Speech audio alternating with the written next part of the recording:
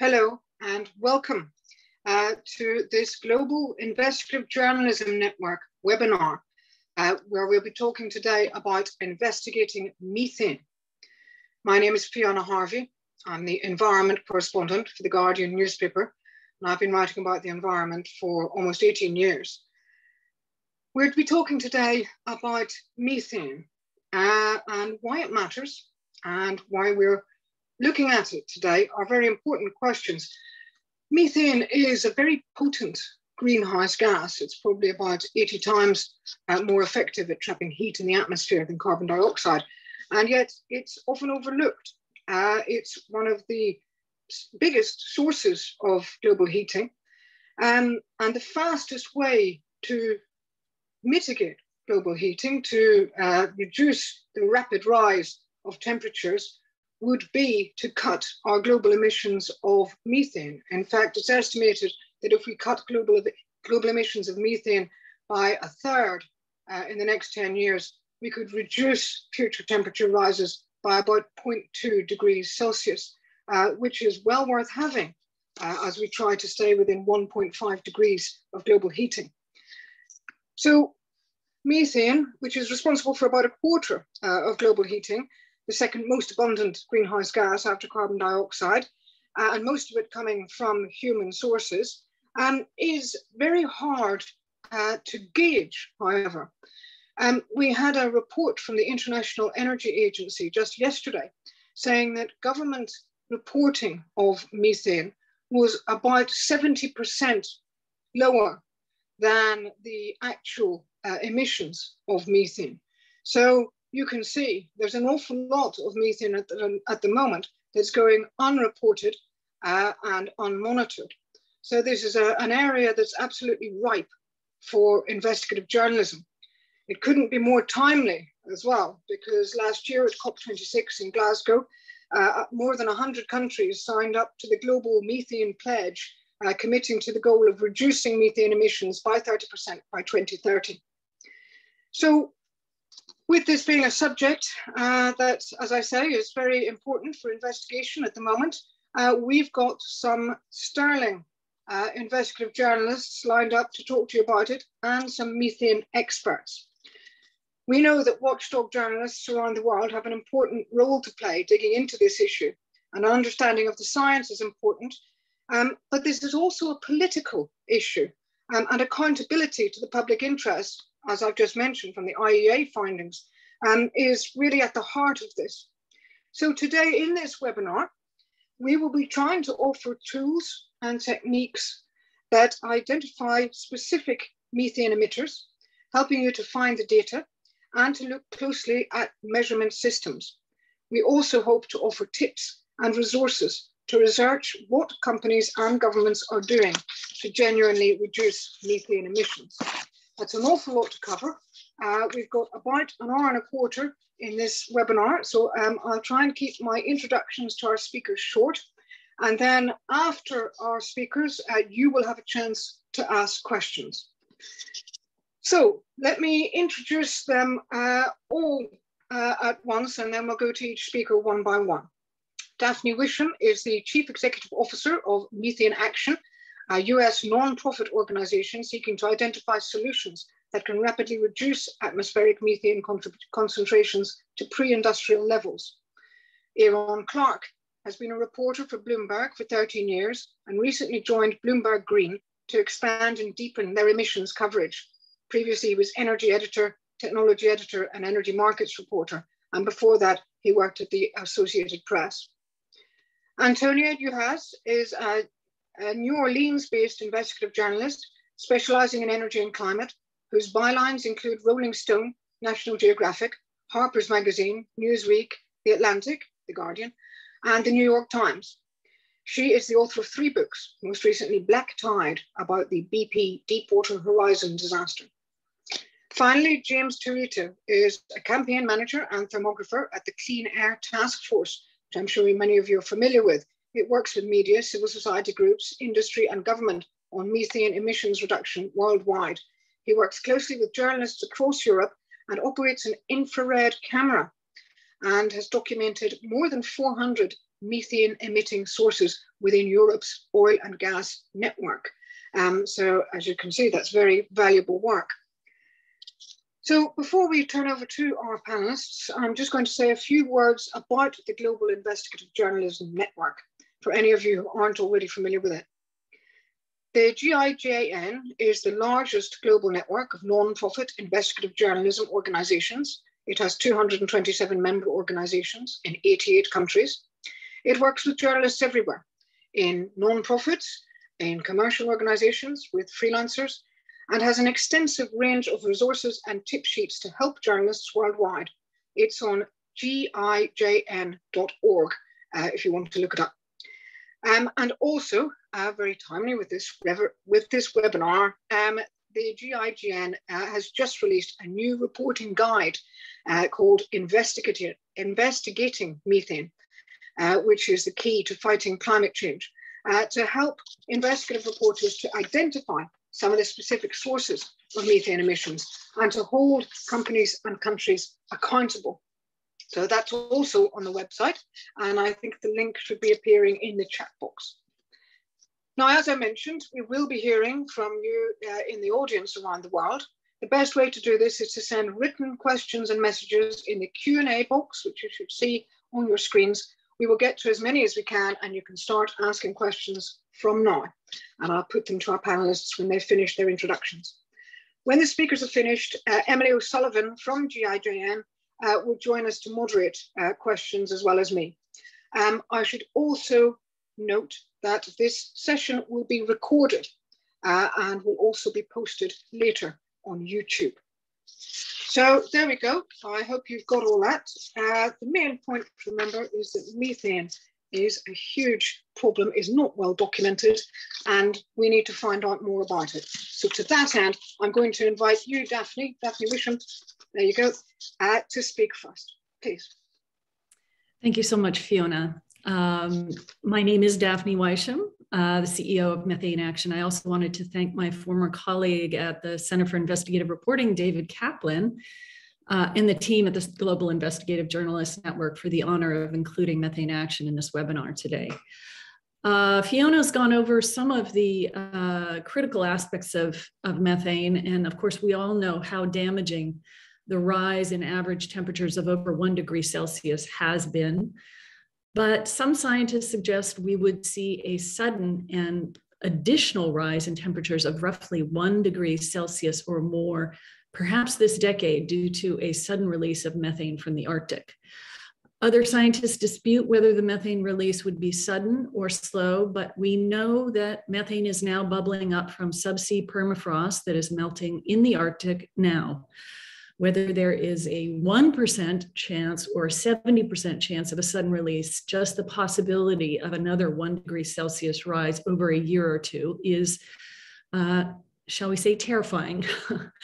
And it's one reason that Methane Action is working with scientists and governments from around the world to track methane trends and develop an action plan to deal with them. Next slide. I won't go over methane's global warming potential. Fiona covered that well in her remarks, but suffice to say that methane is, of course, the second most important greenhouse gas after carbon dioxide.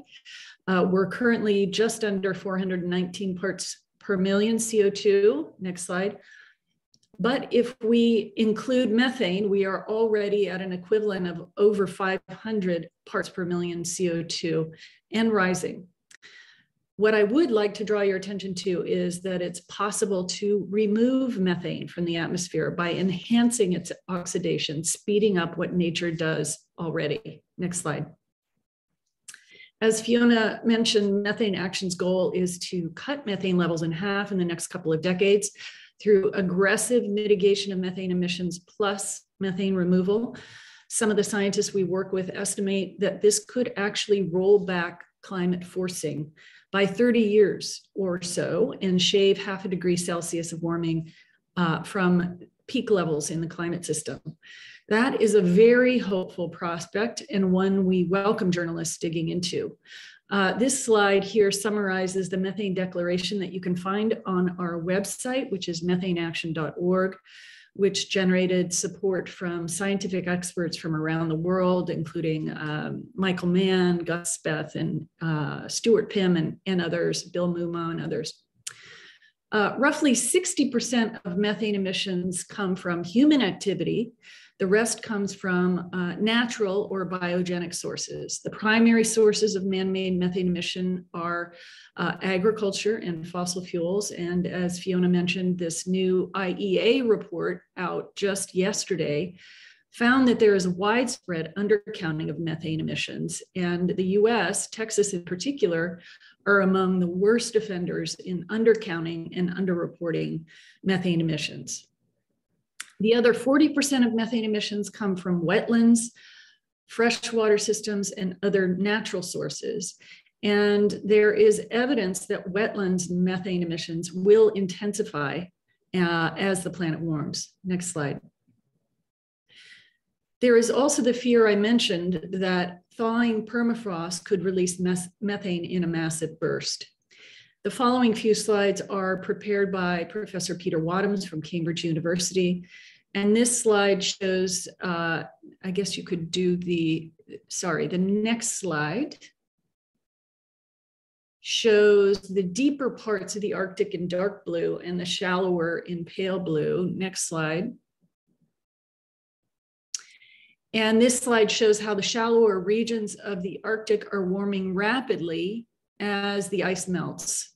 This results in, among other things, subsea permafrost, which was created in the last ice age, and it acts as a cap on billions of tons of methane. That cap is now deteriorating with warmer ocean currents and is melting and releasing large quantities of methane. Next slide. The larger point is global warming will lead to more methane releases from biogenic sources, including subsea permafrost in the Arctic, which is in turn feeding more global warming, a kind of feedback loop. Conversely, cutting anthropogenic methane emissions plus removing the methane already in the atmosphere will be absolutely critical to avoiding faster and faster rises in biogenic methane emissions. There's new satellite data on methane emissions, which of course is very welcome, but it doesn't give a complete picture. So for example, tracking how much methane is leaking from Arctic permafrost will require investigative reporting skills to find and contextualize a range of sources. Some of the most reliable sources are the indigenous communities on the ground in the Arctic who have been witnessing massive craters exploding all over the Arctic. One indigenous leader told me they use drones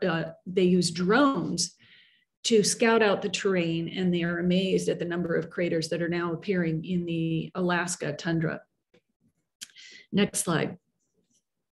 So that's a very critical story. You can go back to the previous slide.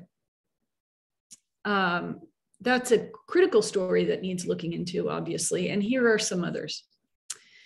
Of course, we know in Glasgow that at COP26, 110 countries signed a global methane pledge to cut methane emissions by at least 30% below 2020 levels by 2030.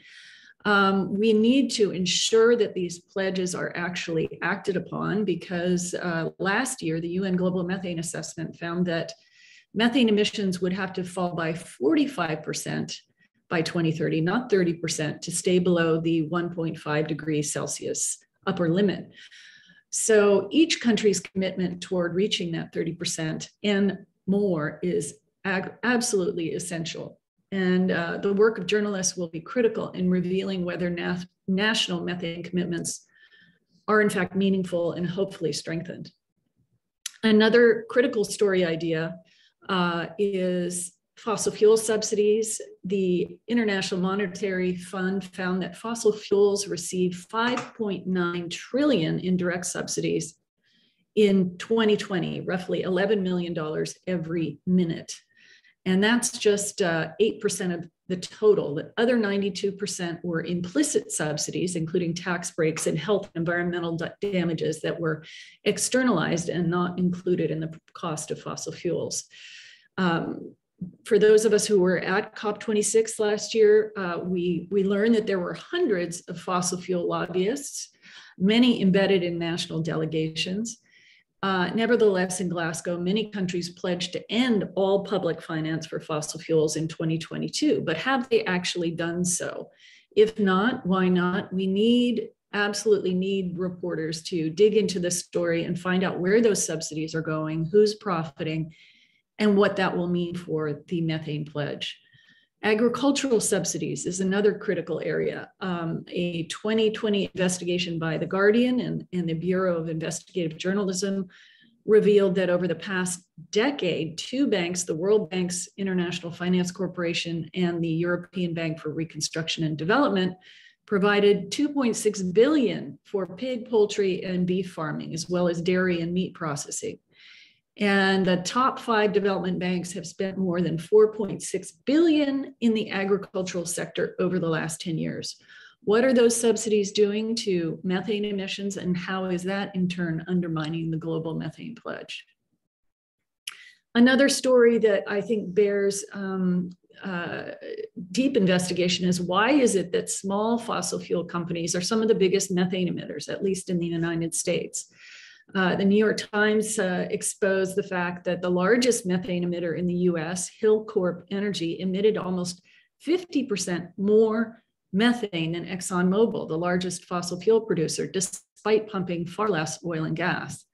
4 other relatively unknown companies, Terra Energy Partners, Flywheel Energy, Blackbeard Operating, and Scout Energy, each reported emitting more methane than many of the big oil and gas companies. So we need reporters to be digging into why it is that small companies are releasing massive quantities of methane. A 5th idea is the health effects and other impacts of methane. The Harvard Chan School of Public Health recently found that people over 64 years of age die at much higher rates if they live within a ½ kilometer of a fracking site. And Stanford University's Rob Jackson, who serves on the board of Methane Action, found that poorly ventilated kitchens that cook with gas emit dangerous pollutants, even when the stoves are turned off. So we need more scrutiny of methane's impacts on health and the environment, and how these costs are now being externalized. And finally, carbon markets. We need reporting to shine a light on carbon markets involving methane, as we know they are prone to double counting, conflicts of interest, and perverse incentives to inflate baselines as a way of getting more credit than the actual emissions cuts are worth. Final slide. Bottom line, if we care about keeping warming to no more than 1.5 degrees Celsius globally, our common enemy this decade is rising methane levels in the atmosphere. And reducing methane levels in the atmosphere through both methane removal and emissions reductions are the lowest of the low-hanging fruits to get us onto a below 1.5 degrees Celsius trajectory. But ignorance and lack of clear, transparent information about methane is turbocharging global warming and getting the world further off track. Your work as journalists is essential in bringing the world back on track, and we are eager to work with you and provide all the sources and information we can. Thank you.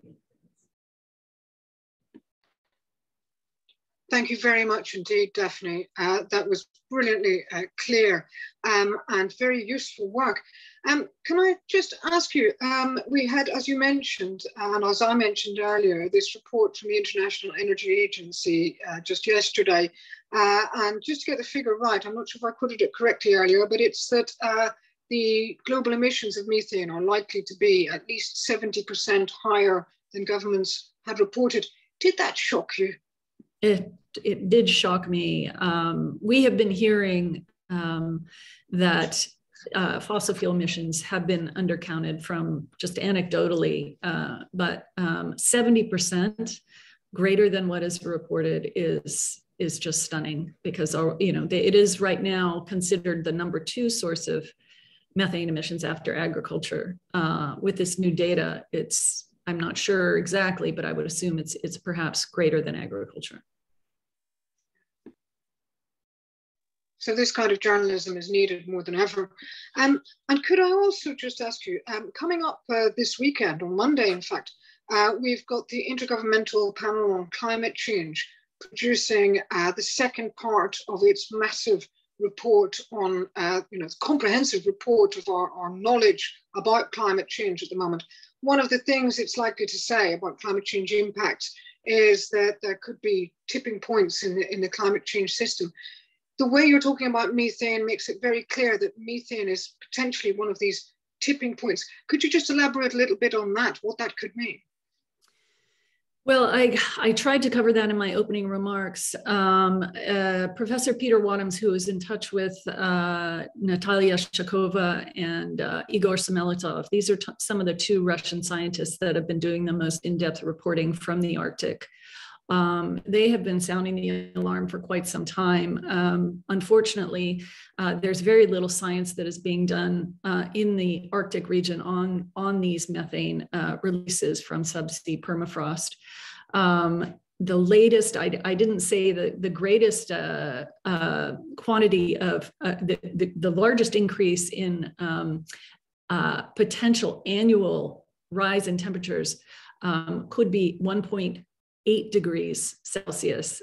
So it is really truly alarming. This potentially could happen over a year or two. Now, there are some, I do want to caution that there are some scientists who dispute this and suggest that it may be a gradual release over decades or hundreds of years. But we need more reporting on what is now happening in the Arctic in terms of methane releases from subsea permafrost and from permafrost more generally. Great, thank you. And hopefully the IPCC report, as I said, coming out on Monday, might provide some more illumination to that. Thank you very much indeed, Daphne. That was great. And our audience will be able to ask you questions later. For now, we're moving on to Aaron Clark, who is the reporter at Bloomberg, as I mentioned earlier, who has been looking into this issue as an investigative reporter. So Aaron, we'll hear from you now.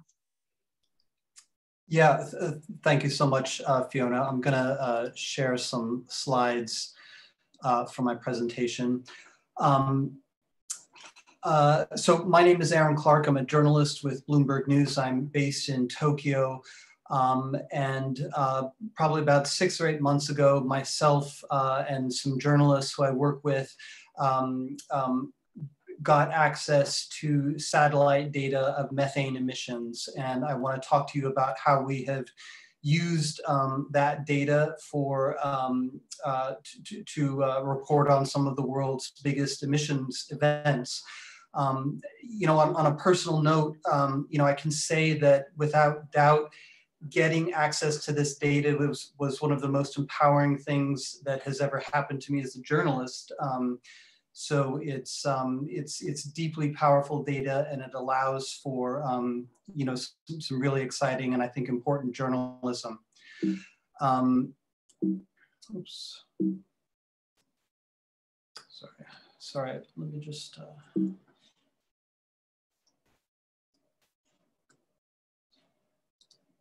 There we go.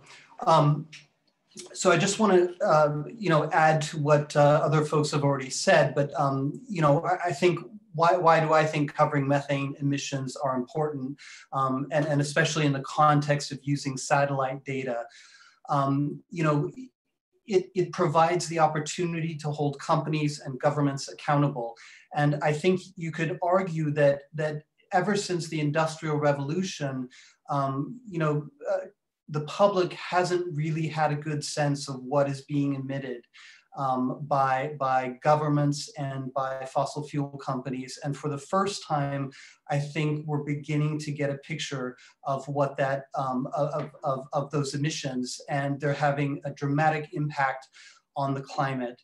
The second reason why I think methane, covering methane is really important is that one of the biggest takeaways, one of the things I've learned from doing this is that when you combine satellite data with traditional reporting, what you find is that many of these events are avoidable. they are fixable, and they don't have to happen. And it becomes very, very clear, through both satellite data and traditional reporting. The third reason why I think this is important is because I think that oftentimes there's a sense with climate change that it's a gigantic, nebulous, amorphous, difficult problem. And I think that, it's depressing sometimes. But in fact, when you do this reporting, it makes it accessible, and you can see the solutions, you can see the problems, and it makes it a fixable problem. So I think that it's important to report about methane, because it actually communicates to readers how we can fix this problem. Okay, so I want to talk a little bit about some of the caveats to this data, and this is really, really important. And if you are beginning to use this data, or you want to use this data, I would encourage you to talk to many, many scientists and make sure you understand how this data works. It is complicated, complex, and there are lots of caveats. I want to explain just a couple of them here. And to clarify, so the data that Bloomberg uses primarily it's from the Sentinel-5P satellite, which is operated by the European Space Agency. We actually get the data from Kairos, which is a geoanalytics firm. They do some analysis on the raw data, and that's what we use in the course of our reporting. Some caveats. This data, the satellite cannot detect methane emissions from oil and gas sites that are offshore. And that's because the satellite is looking at light that bounces off the Earth and reflects back. And when it reflects back through the cloud of methane, there's like a signature that the satellite picks up. When that process happens over water, the signature is skewed, and so it doesn't recognize that. So, I think offshore oil and gas probably accounts for between 20 and 30% of global production. So that's a pretty large caveat right there. It's safe to say that this data is not globally comprehensive. It can also, this data can also be slightly seasonal, and one way to explain that, it can be seasonal and also regional. For instance, in northern Russia, in the Arctic, there's significant oil and gas operations, and yet in some of those places, daylight hours during the winter might only be 2 or 3 hours during the day. So obviously you'll have much less satellite observations than you would somewhere like India in a lower latitude, which would have a longer winter daylight hours. Also, this specific satellite is less effective at picking up lower concentrations of more diffuse plumes. It's pretty good at picking up high concentrations from point sources. So leaks from natural gas pipelines, compressor stations, or oil and gas wells are things that it's really good at seeing. But more diffuse plumes, which we know come from things like agriculture, rice cultivation, livestock, landfills, it has a much more difficult time picking those up. I'm going to talk about some of the stories that I've done and how we did them. I think the one last year that really sort of got this on the map, both internally at Bloomberg and I think outside of Bloomberg, people sort of began to recognize the coverage, is there was a massive methane leak from a natural gas pipeline in Russia. And I came in the morning and I saw it in the satellite data, and it was clear it was a major event. I worked with my colleagues in Moscow. We reached out to Gazprom, which is the Russia's national pipeline operator. We sent them all the data that we had. We sent them satellite images. We sent them the estimates from Kairos. We sent them everything we had. And it took about a week for them to get back to us, but they came back to us, and there were actually 4 or 5 leaks that we sent to them. and they said that they were responsible for all of them. They talked with us about why that happened. There was an emergency situation and a partial shutdown of a pipeline. And they also told us how much gas they released, how much methane they released. And I just want to make it clear, these are major, major climate events. This single leak had the same short-term climate impact as the annual emissions from 40,000 US cars. And I think, you know, one of the things that's powerful to me is that if we hadn't done this report, you know, I don't know how many people on Earth would have known about this, but maybe a couple dozen, maybe 100. I don't know, but probably not very many. So, you know, to me, this really speaks to the power of climate transparency. Another story I wrote was about Turkmenistan. Turkmenistan is a global hotspot for methane. They're the largest natural gas pipeline supplier to China. I think they have the world's 4th largest natural gas reserves, and they are, it's a climate catastrophe. However, some really great scientists used lots of satellite data and did wrote a report, an academic report, where they identified 29 specific pieces of oil and gas equipment in Western Turkmenistan that had malfunctioned. And if those 29 pieces of oil and gas equipment were fixed, you go a long way in sort of beginning to solve some of the issues in that country. You don't solve all of them, but it's a major start. And just to be clear, what they estimated, the amount of methane that they estimated from these leaks, the climate impact, the short-term climate impact would be roughly equivalent to the annual emissions from all the cars in the state of Alabama. So again, this is a major, major climate catastrophe. And one thing to note about these pieces of equipment, 24 of the 29 pieces of oil and gas equipment were flares that had just gone out, that weren't lit. So in other words, methane was being vented directly into the atmosphere instead of being combusted into CO2. When it's vented directly, it's extremely, much worse for the climate. The final story I wanted to mention took place in Texas. I came in one morning and I saw the 2 dots that you see at the top of that slide. That represents 2 emissions events. We began, I called colleagues in the US. We began looking at pipeline operators near that area.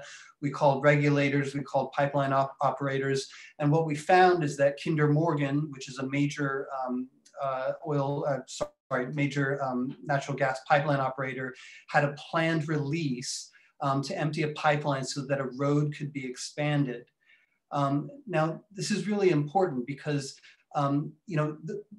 the Texas Department of Transportation had planned to expand this road for years. I found the documents. I think they first started talking about it in 2018 or 2019. So there was more than sufficient time for Kinder Morgan to plan to figure out how to mitigate this release or hope, probably, not release at all. If they had properly planned for that, but that's not what they did, and instead there was a significant enough release that it was detected by satellite. And these are the types of releases that the International Energy Agency has said must be eliminated. There are some extreme circumstances where there could be an emergency situation, and loss of life is possible if you don't vent the gas directly into the atmosphere, but those are quite rare. I'm wrapping up very shortly, but I just wanted to give you guys a couple of, identify some of the resources that I use. We've already mentioned the International Energy Agency and the Global Methane Tracker that was just updated yesterday. The European Space Agency does release satellite data for free. It's difficult to use, which is why Bloomberg uses a more processed data that is, is much more actionable for us. but the European Space Agency does release that data. The Environmental Defense Fund is a huge resource. They are a real player in this space. They're going to launch their own satellite next year called Methane Sat. I believe all that data is going to be released for free. Other providers, Kairos is the one that Bloomberg has partnered with. They offer global analysis of methane emissions. They've been a good partner. GHGSat is another one. They have several of their own satellites in orbit. They have very high resolution satellites. They have great data. They do work pretty closely with oil and gas operators to identify their leaks. So that's sort of their market, but they do good work. And then there's a consortium that includes Carbon Mapper and Planet Labs. They plan to launch their own methane tracking satellites starting in 2023. They have excellent airborne data that you can look at right now, which is probably what the satellite data that they will have is going to look like at some point. So I would go on the Carbon Mapper website if you get a chance. And finally, just a reading list. And the main one I would highlight here is there was just a landmark study published in Science that really validates the methodology behind these satellite observations and sort of how you get from the observations to some of the images that I've shown you. If you plan to use this data, I would please read that study, understand it, talk to the scientists who wrote it, ask questions. It's very, very important, and it's really great science. I think that's it for me. Hopefully I didn't go over. Thank you very much, Aaron. That's extremely useful. And yeah, what a great scoop on the satellite data there. Can I just ask for our other journalists around the world, where should they be looking for similar great scoops, do you think? Other places where there's methane leaks? Yeah, where do you think might be ripe for this kind of investigation? I mean, they're all over, but you know, some hotspots: Turkmenistan, Russia, South Africa has some from the coal mines. Algeria has them from natural gas that's shipped to Europe. Central Asia is pretty bad. China has a lot from coal mines from the Shaanxi region. There's a lot in Buenos Aires. We don't really know what those are from. It could be landfills. Landfills are a major contributor, but it's harder to attribute with this satellite data. Excellent, thank you very much. And you spoke about some of the leaks from Gazprom as well. Is the crisis in Ukraine going to affect some of this reporting, do you think? It's a good question, and I don't know. You know, the one thing that I would say about you know, Russian gas shipments to Europe is that, you know, and this is what the Russian government says, but they're right. Nord Stream 2 will be a cleaner pipeline than the existing pipelines. It will have less emissions. I don't know how the crisis in Ukraine may impact pipeline shipments. Thank you very much. Thank you for that. We're going to move on to Antonia Uhach now, who is a New Orleans-based investigative reporter, as I've mentioned before. And as I said, she is the author of the Black Tide book on the Deepwater Horizon disaster, among other things. Antonia, you've been looking at this area. Tell us what you found.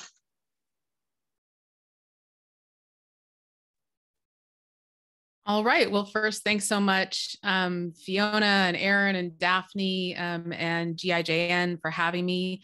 I'll add to that list of hotspots that Aaron rolled off: Texas, North Dakota, the Gulf of Mexico, all of the frac sites, major frac sites and offshore drilling sites across the United States are great places to look. New Mexico, Colorado, all across the United States for stories on flaring. So I'm going to just jump right in and talk about what I hope to bring to you all today in my presentation. So what I'm going to focus on are basically the human sources, and to bring you all into the fold reporting on methane. I never set out to report on methane, but it's crept into just about every story I've written over about the past decade. That's because it's so omnipresent, writhing its way through all of the problems I've been reporting on. Once you start looking, you can't not see it. You can all tell great stories about methane without sacrificing anything else you're interested in reporting on. And to report about the climate crisis means reporting on its cause, fossil fuels. Not only are there companies and public officials to be held account, but there are also poignant and important human stories to be told.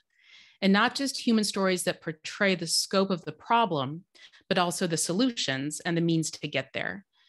I found over and over again in my reporting that those who have lived the longest on the front lines of fossil fuels in the climate crisis have also been at the forefront of offering and leading solutions. And for far too long, mostly, we in the press have just not been listening. One reason is because these are often stories about disproportionate harm and with a grounding in systemic racism. These are often environmental and climate justice stories, and they all need to be told. This is also true of methane. There is powerful data out there to be utilized and even more of it growing. And thank you for Aaron for showing this data that you all have compiled. And there are gripping human stories to report. And the people on the front lines of the story are also powerful sources of data and information and story finding. Most of the stories I've written about methane derive from either local community members who are pissed off or researchers and scientists striving to identify and eliminate the problem. Your climate story is a fossil fuel story, and a fossil fuel story will undoubtedly, and perhaps surprisingly to you, also be about methane. And there's also a human story for you to take notice of. So just to point out some of the basics that we haven't quite gotten to yet, I'm going to share my screen and my PowerPoint. So just really quick,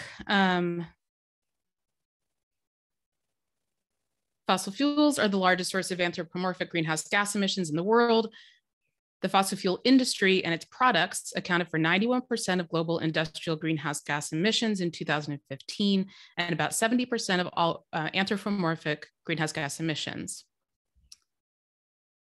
Looks like my changer isn't working. All right. In 2019, fossil fuels were the source of about 80% of US primary energy consumption, 94% of total US carbon dioxide emissions, and 80% of total US greenhouse gas emissions resulting from human activity.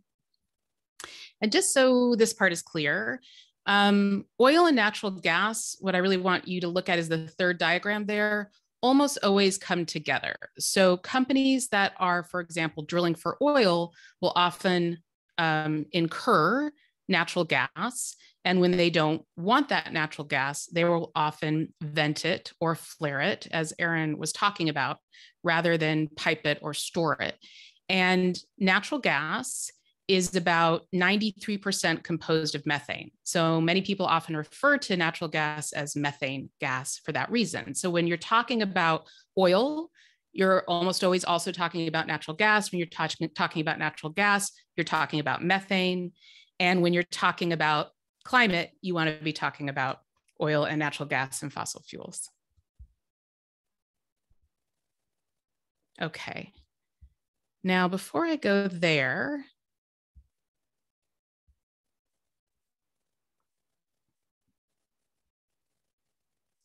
so once I started looking, I was surprised at how many of my stories are methane stories in disguise.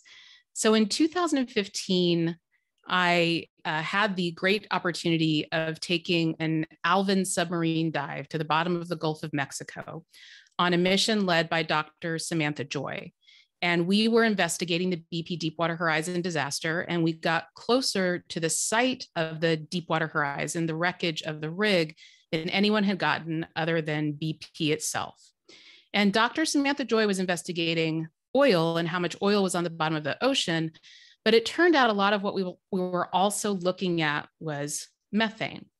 And that's one of the reasons why is because the source of the disaster in many ways was methane and a methane release. So I wrote in that article, it was a Harper's Magazine article, that at 9:45 p.m. on the night of April 20th, 2010, as the crew on the Deepwater Horizon worked to prepare the well for drilling, methane escaped from the Macondo well. It shot up the steel pipe that connected it to the Deepwater Horizon. Inside the rigs, sparks from machinery ignited the gas, setting off a series of explosions. The two men who were working near the pipe in the rig's mudroom were quickly incinerated. They were the first of 11 crew members to die. At 10:21 a.m., the Deepwater Horizon collapsed into the ocean. When the Macondo well blew, none of the oil companies operating in the deep waters of the Gulf were prepared, even though the largest among them, Exxon, Chevron, Shell, and BP, had claimed to the Department of Interior that they could handle a far worse blowout. It took 87 days to secure the well. During that time, not only more than 100 million gallons of oil was released, but also 500,000 tons of methane. I also wrote, and I'll just read this really quickly, in my book, Black Tide, about this same event. So this is Professor Dr. Robert B. of the Deepwater Horizon Study Group, is 73 years old and bald with a sharp white beard. His voice was ravaged by years spent in New Orleans investigating the engineering failures associated with Hurricane Katrina's devastation. When he recounts for me the testimonials of men who survived the rig floor of the Deepwater Horizon at the time of the explosion, he sounds like a narrator of 1904's horror movie. He says, each man described this strange transparent fluid moving across the drill deck. The fluid was the gas. When the gas reached the mud pits, they were the first to die. That's when the first explosion happened.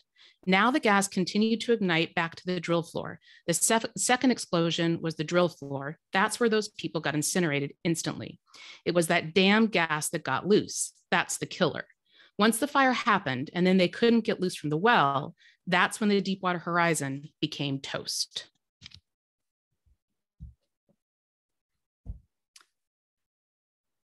When I reported from North Dakota, which is famous for its flares, I was reporting on the story of Candy Mossett and her 2-year-old daughter, Ayanda Mossett, who are members of the Mandan Hadisa and Arikara Nation. Candy spent most of her life on the Fort Berthold Indian Reservation in North Dakota, which since 2006 has been the center of what would become the second largest domestic oil boom in US history. Let me share.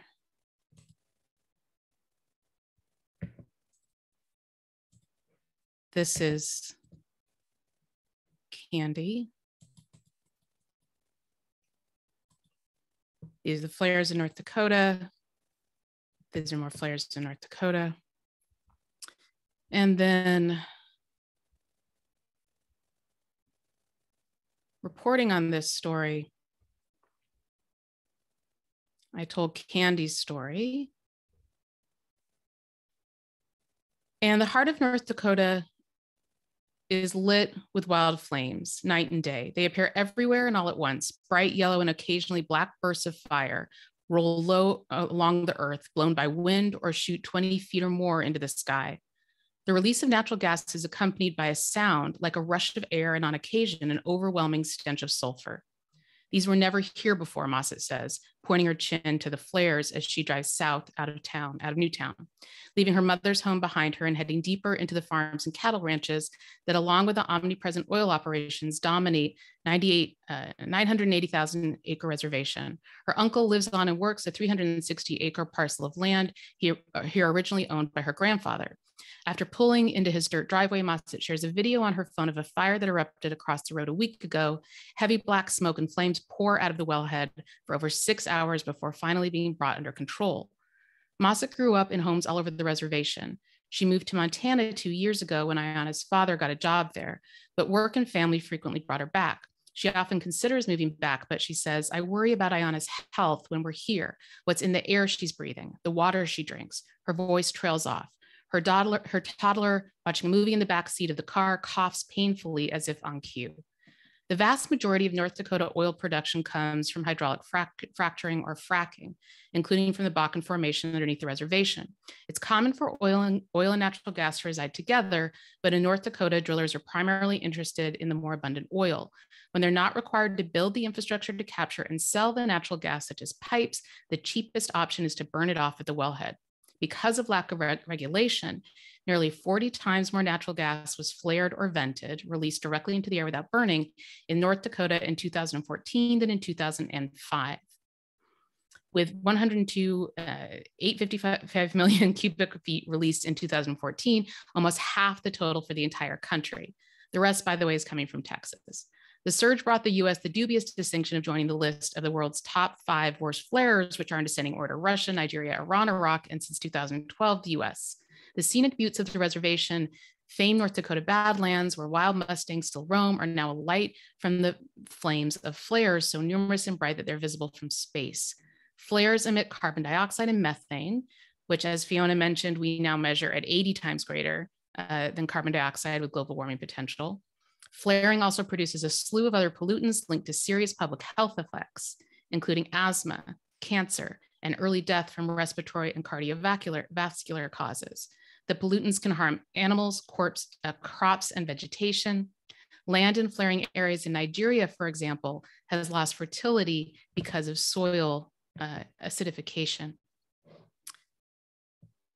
Another recent study looking at the health effects, looking at flaring and unconventional oil and gas development and birth outcomes in the Eagle Ford Shale in South Texas, found, and here's a summary of the findings. Mothers who were exposed to a high number of nightly flare events, greater than 10, had a 50% higher risk for preterm birth, 50%, with a disproportionate impact on Hispanic women. This is an image of Exxon's offshore drilling operation in Guyana. And this is obviously a black flare coming from it. I reported on this story for The Guardian, and it was the flaring that became one of the major issues that brought these operations into disregard by the people of Guyana. And what we learned was that Exxon has been flaring from its offshore operations. And let me find the number. Oops, sorry, I thought I had it placed, but I didn't. Anyway, they are releasing enormous amounts of methane from the flaring, and the flaring has been happening without stop since the drilling began. And I'm gonna find the number. Exxon flares or burns its excess gas. In the first 15 months of production alone, that flaring contributed nearly 770,000 metric tons of greenhouse gas emissions, the equivalent of driving 167,000 cars for 1 year. Antonia, if we could just get through this quite quickly, thank you. Yeah. So Exxon pledged back in 2018 that it would achieve a 15% decrease in methane emissions and a 25% reduction in flaring compared to its 2016 levels. Yet this flaring, again, has gone on nonstop for about 1.5 years since its operations began. Now, when looking for stories on flaring, again, people are a fantastic source. This is Nigeria, where some of the worst flaring takes place anywhere in the world. This is a community in Colorado. This is a natural gas compressor station, which is where natural gas is moved through pipes and compressed so that it can make its way through pipes. And sorry, I have gone over. This community has created a Facebook page for their flare. It's called A Community with a Flare, where they keep track of events such as these and tell stories hoping to reach journalists. So because I've gone over, I'm going to stop there and hopefully share more stories with you as we get into questions. But hopefully that gives you a sense of how you can turn almost any story that you're reporting on climate into a methane story. Thank you. Great. Thank you very much indeed for that, Antonio. That was marvelous. Thank you very much. I'm going to move on to James Territo now, who I've already introduced, so I won't introduce any further, more than to say he's campaign manager at the Clean Air Task Force. Thank you, James. Great, thank you very much, Fiona. And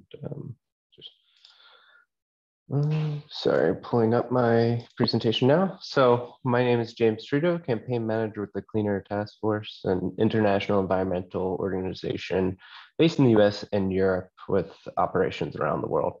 I want to thank all of the other panelists who have gone before me with the excellent presentations. And I do want to thank the Global Investigative Journalism Network for putting this event together. Specifically, I also want to thank Toby McIntosh at GIJN for writing such an excellent guide, which we're certainly going to use and share with journalists who we're working with on discussing, talking about, and documenting methane emissions. So,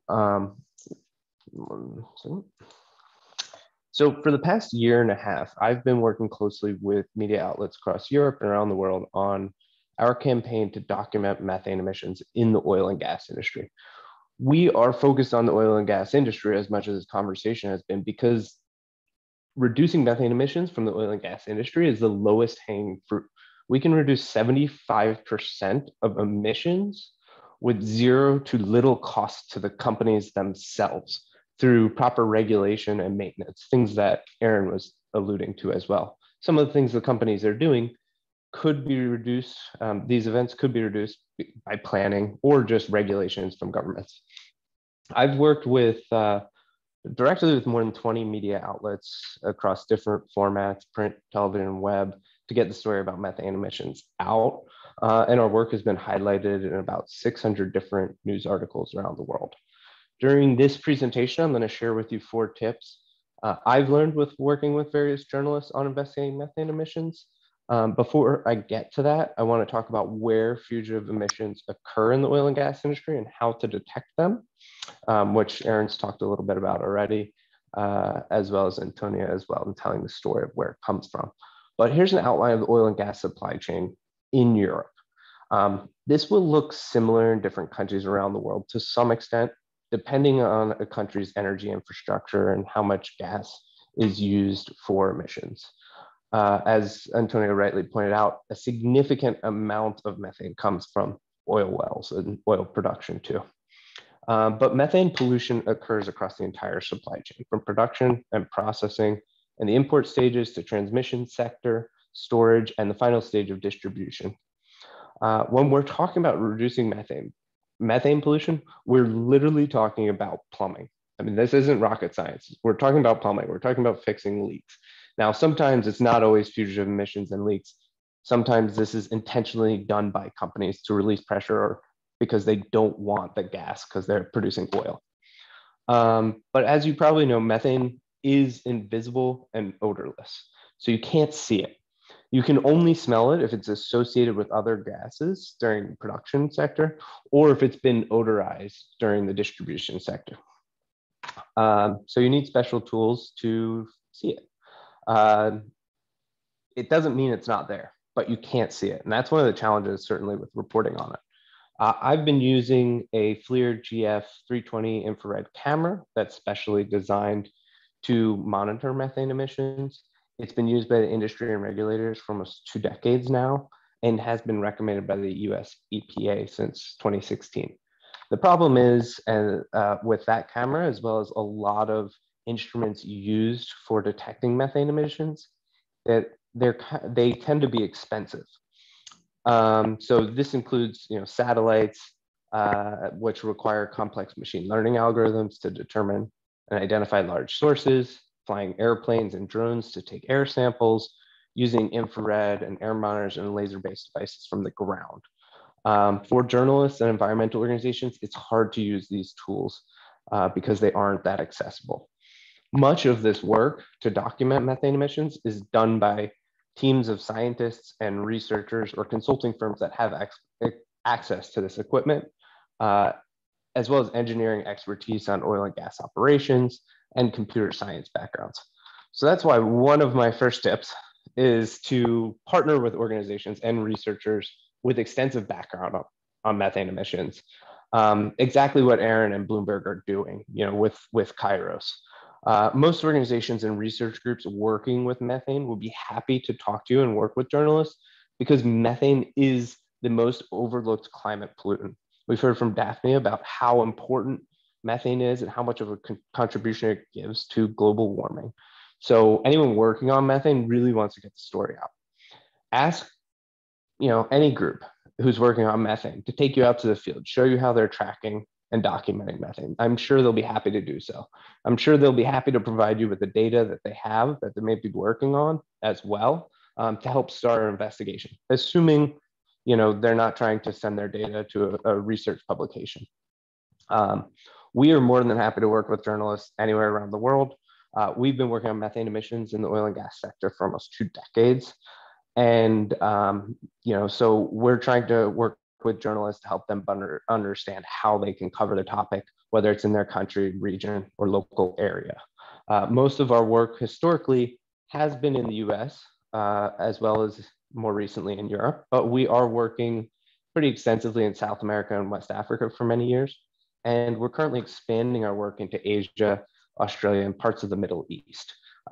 If we're not working in a particular country right now where you might be based, it's possible we'll be working there soon, especially if that country is a major contributor of methane pollution. But there are a lot of other groups that are working on this. Earthworks is based in the US, and they do an excellent job of partnering with frontline communities to get information about methane emissions out and the harmful effects of methane.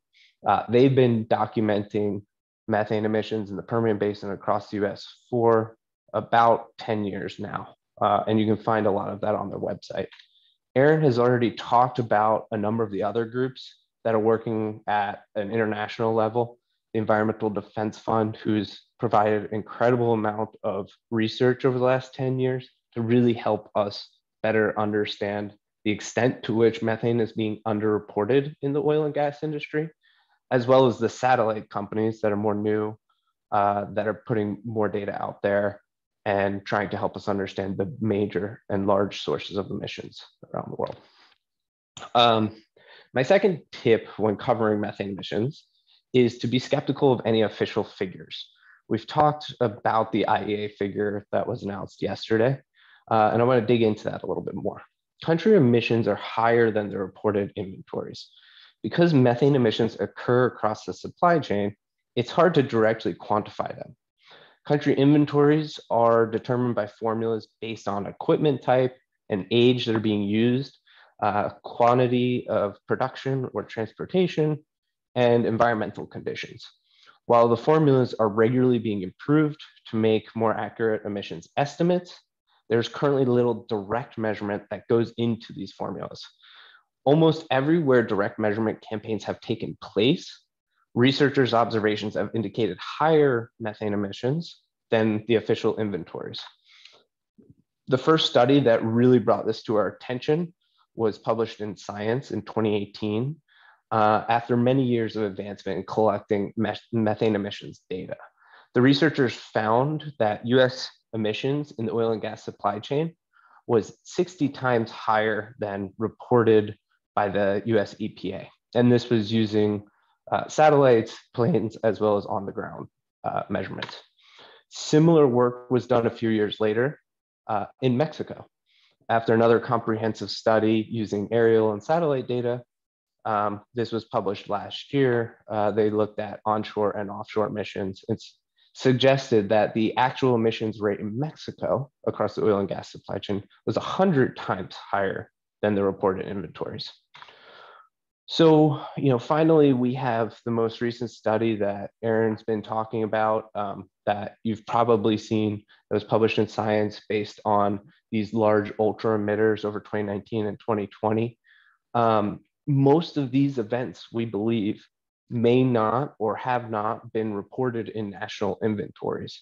because prior to the use of these satellites, no one knew these events were happening. And if companies weren't reporting them, then they weren't getting added to inventories. And as Aaron and Antonio talking about Deepwater Horizon have pointed out, these are significant global events. Just these individual one-off events are large enough to increase a country's national inventory.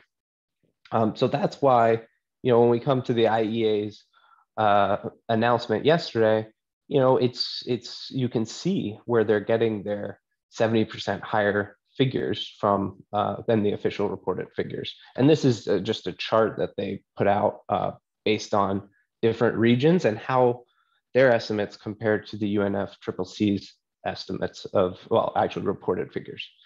The third tip I want to get into is that it's the lack of regulation that is the scandal. Without regulations, polluters can't be held accountable, but there aren't many regulations around the world. Many of the journalists I work with want to pin particular companies for these emissions. The problem is, though, that in many cases, what these companies are doing is not illegal. And that's the problem. It is the lack of the regulations that are a scandal. And without regulation, it's hard to hold the companies accountable. Regulations are being introduced slowly. The US, Canada, Mexico, and most recently, Colombia have introduced regulations to reduce methane emissions. The EU currently, and that's what our campaign is geared towards, is drafting regulations that are going to be debated this year and hopefully passed by the end of this year or early next year. At the most recent conference in Glasgow, there was the Global Methane Pledge. And this has put methane on the political agenda around the world. But it's what happens next that's important. Countries need to develop national methane action plans that they are going to bring to the next climate conference and that are going to include regulatory frameworks to be introduced to reduce methane emissions. This is an important step, right? The pledge helps. It's going to help hopefully set the agenda, get regulations on the books. There's a number of countries that haven't signed the pledge, such as Australia, Russia, China, India, and Turkmenistan, that are major contributors to methane emissions worldwide. And when you look at, the graphs, the photos that Aaron was showing of satellite images, many of those are happening in those specific countries. So potential avenues of investigation, governments and regulators should be answering questions about their sponsorship of the pledge. Many have joined. Well, what are they reporting in their nationally determined contributions during the COP conferences? Do they have any national action plans for methane? What are their potential regulatory plans moving forward? For companies, despite the lack of regulations, there are potential areas of inquiry, such as digging into their methane emission mitigation plans, looking at individual sites and environmental impact assessments. I came across one oil well in the UK in October, where local media and environmental groups had uncovered through freedom of information requests that the regulator had approved significant venting of methane emissions from the oil well because the company didn't want the gas. They wanted the oil, as Antonio was referencing earlier. And so significant amount of gas was being vented into the air. This was going on last October, and the regulatory agency is fine with it, but they had never really been questioned on it. So we're still pushing on this issue, but it's still a major issue. There's no regulations against it right now. And those are some of the problems. And these are the questions that need to be asked of policymakers and government regulators. Why are they not regulating this? So, doing investigative work on methane doesn't have to require being in the field collecting direct data. I think, as Antonio mentioned, as Aaron mentioned, they're finding ways to really get access to data or get access to stories. This is a report that we put together last year that we were able to use reported data in the US to benchmark companies' performance in methane. And I think maybe Antonia might have referenced this in her talk as well. So I wonder, and I don't want to scoop Aaron on this, but I wonder if you could take the whole data set of ultra emitters and do something similar. I mean, he's digging into, what he's talking about is he's digging into the companies that are actually contributing to these ultra emitters. And so what, can you start benchmarking these companies of who are the biggest companies in the world that are releasing these large events. And so, that's something, some comprehensive documentation will be really fascinating and interesting.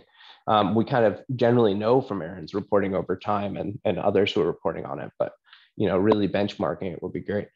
So the last tip I want to get at before I finish is that people don't always draw the connection between methane and natural gas, even though natural gas is mostly made up of methane. So it's really important to tell the story that what they might, that what people might be using to cook, to heat their homes, or the city is using to provide power and electricity to the grid is warming the planet. And to give you some background on that, this comes from research that was done by the Yale Program on Climate Change Communications, which found that Americans do not draw a direct connection between natural gas and methane. Instead, they associate natural gas with clean energy and methane with cows and global warming, when a lot of it is also coming from the oil and gas industry. Of course, this might be specific to an English language issue, but I know from working in Europe that German, Romanian, and Spanish languages also have two different words for methane and natural gas. And those words have different nuances and connotations. And I'm actually working on a survey that is going to dig into this as well, similar to what Yale did in the US.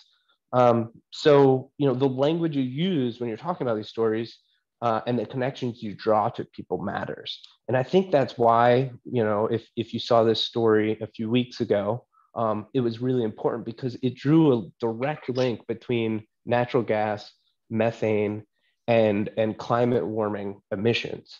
And so I think maybe, that connection is definitely starting to come together close more as more journalists and media outlets are covering methane and talking about it. So I think people are starting to learn about these connections, and hopefully it starts to sink in more that the term natural gas leads to methane.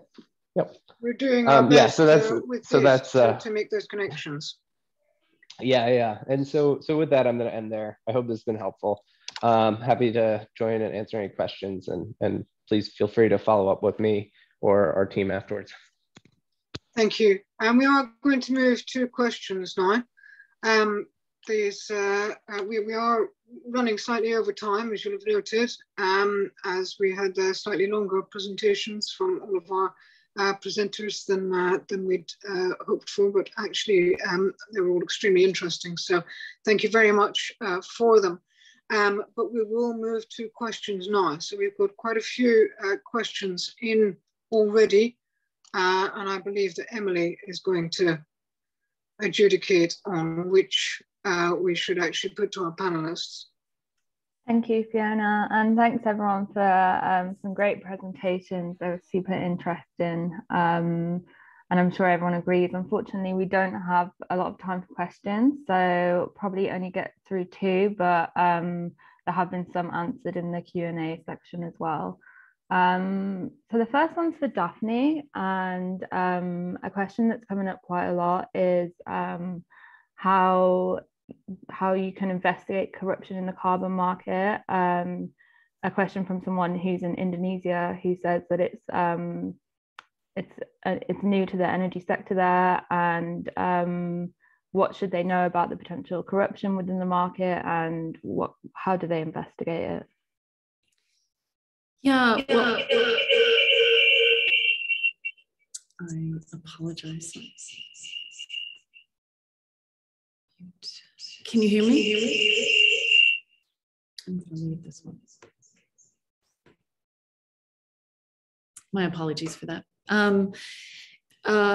Yeah, I started investigating carbon markets when the World Bank began engaging in carbon trading back in the late 90s. And I posted a link to a report that my colleague Janet Redman and I produced on the many ways in which there were all sorts of conflict of interests that were being engendered by a financial institution acting as a broker between developing countries that are potentially loosening their environmental regulations in order to then get credit in the carbon markets for tightening them somewhat, And essentially what you see over and over again is that the baseline from which someone who's trying to generate carbon credits is artificially created as a way to profit from those same carbon markets. I'll give you one example.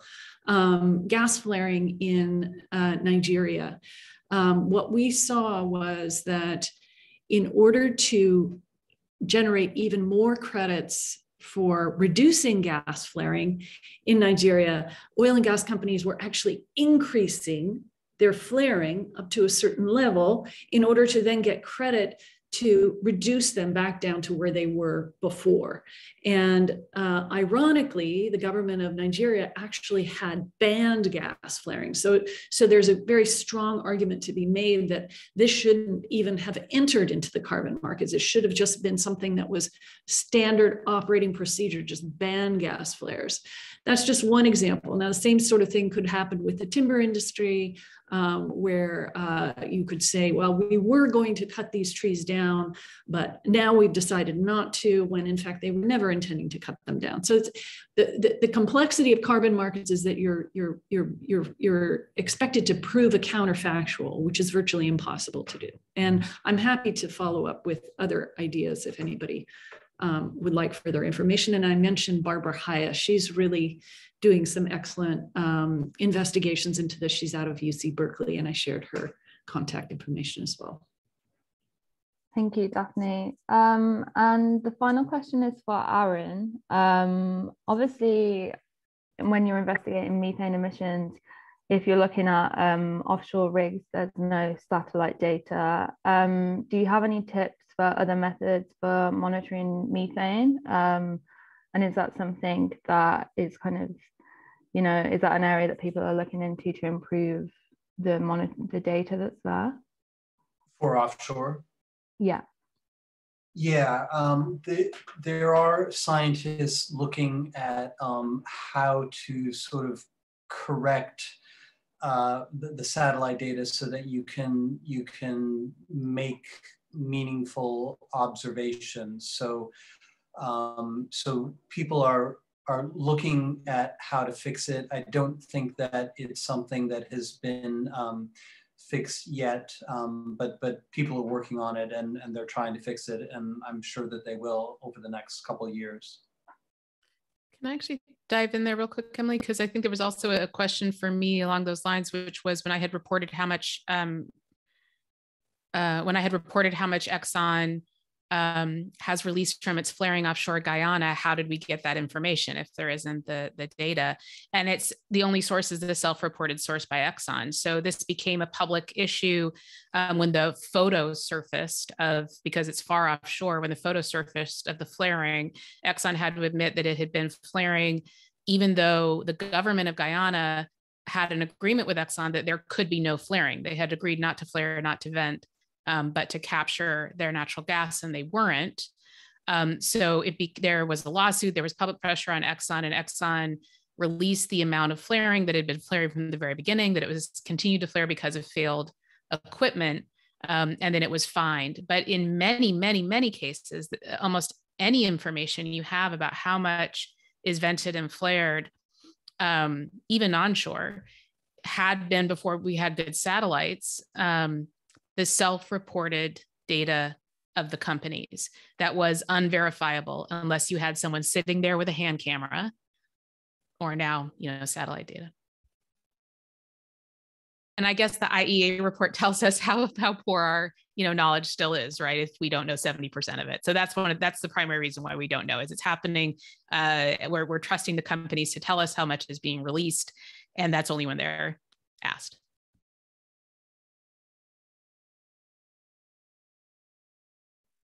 Thank you, everyone.